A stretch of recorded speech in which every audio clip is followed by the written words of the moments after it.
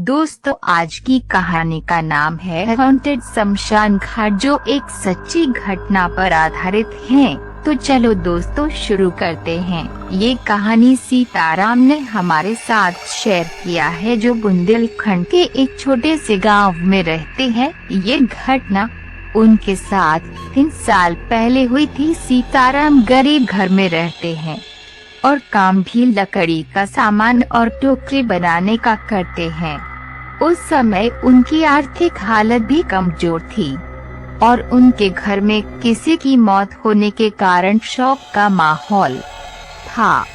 सीताराम अपने परिवार वाले की मौत के बाद अंतिम संस्कार भी करवा चुके थे और अस्थि विसर्जन भी कर चुके थे, वह भी पूरे रीति रिवाजों के साथ।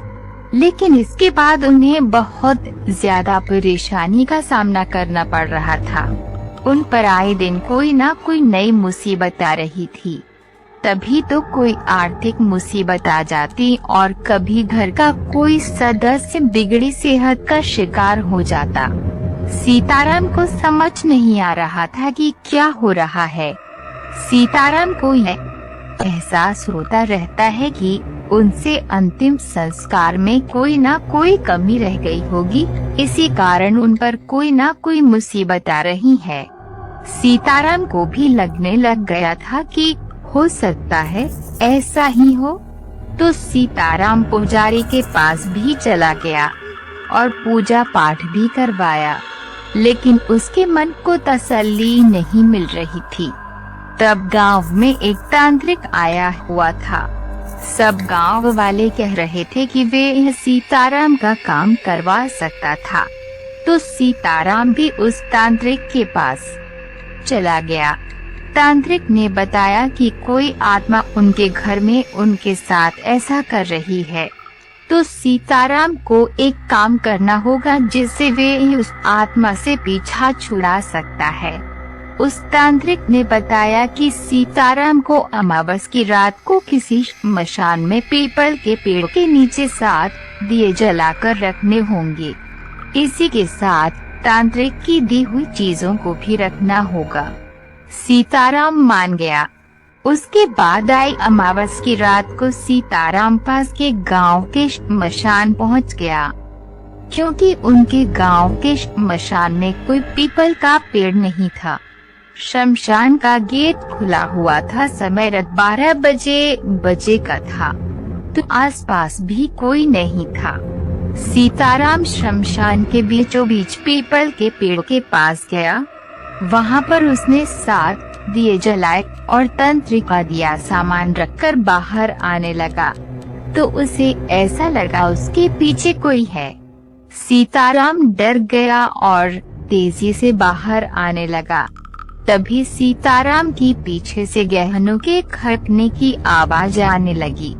सीताराम ने एक बार भी पीछे मुड़कर नहीं देखा।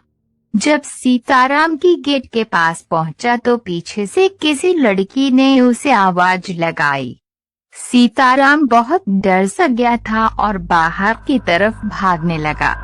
पास पहुंचने पर उसे पता लगा कि गेट पर बाहर से ताला लगा था। वह लड़की पीछे से बार बार उसे बुला रही थी, लेकिन सीताराम पीछे ना देखते हुए दीवार फांदकर बाहर भागना चाहा। सीताराम दीवार फांदकर वहां से भाग निकला। सीताराम उस गांव से भागता हुआ सीधा घर आ गया। अगले दिन सीताराम उसी गांव गया और श्मशान की देखरेख करने वाले व्यक्ति के पास जाकर उसे बताने लगा। तब उस व्यक्ति ने बताया, भाई तू पागल है क्या? शमशान के पीपल पर भूत प्रेतों का डेरा होता है। अगर वो उनके बुलाने पर पीछे देखता तो जान से जाता। ये पाखंडी तांत्रिक लोगों को पैसे के लिए फंसाते हैं। उसकी बात सुनकर सीताराम और सीताराम की दोस्तों ने मिलकर उस तांत्रिक की जबरदस्त पिटाई की और उस तांत्रिक को उस गांव से भगा दिया। सीताराम को डर का एहसास हुआ था। उस दिन सीताराम की जान बची थी। दोबारा सीताराम कभी भी कोई श्मशान रात को नहीं गया। अनोखी भूत प्रेत की असली डरावनी कहानी आपको कैसा लगा कमेंट करके जरूर बताना। एक असली कहानी है जो हकीकत में ये हुआ है। विश्वास करना ना करना सभी आपकी मर्जी। फिर भी आप पुरानी हवेली या कोई पुरानी खंडार पे न जाए तो अच्छा है। आप सभी अच्छे रहे और सावधानी से रहे और अपना ध्यान रखें।